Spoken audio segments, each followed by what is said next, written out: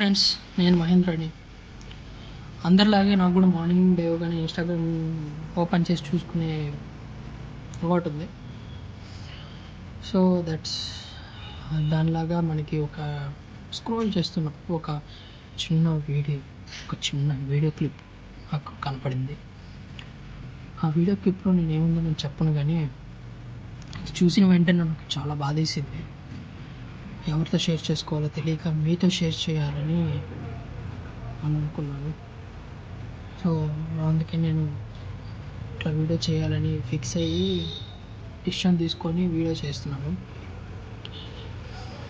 నేనేమంటానంటే, ఎవడైనా స్టేటస్లో పెడతాడు, ఎవడైనా స్టోరీకి పెడతాడు, ఎవడైనా వాట్సాప్ స్టేటస్లో పెడతాడు.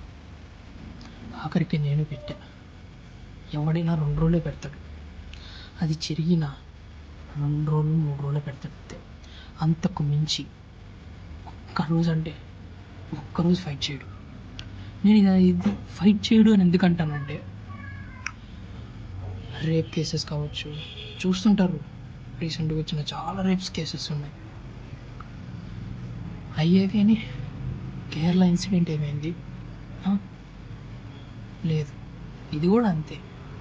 ఏదైనా అంతే. ఒక మనిషికి కష్టం వచ్చినా అంతే. ఒక మనిషి చచ్చిపోయాడు అన్నా అంతే. హ్యుమానిటీని చంపొద్దు, దాన్ని కాపాడుకోండి.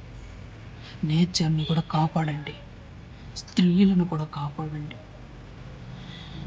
నేచర్ని కాపాడడం వల్ల మనకి ఫ్యూచర్లో చాలా ఉపయోగాలు ఉన్నాయి. మన తరం బతుకుద్ది.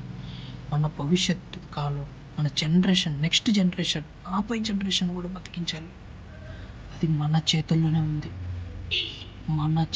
ఉంది. సో